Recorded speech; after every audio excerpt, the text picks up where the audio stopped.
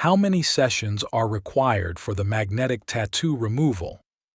The number of sessions required for the magnetic tattoo removal technique depends on several factors, including the quality, quantity, and depth of pigment in the skin, the age and size of the tattoo, the thickness of the skin, the number of retouches done for PMU.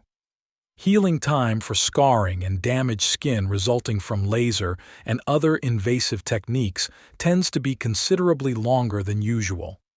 Magnetic tattoo removal leaves no scars or skin damage, even after multiple sessions.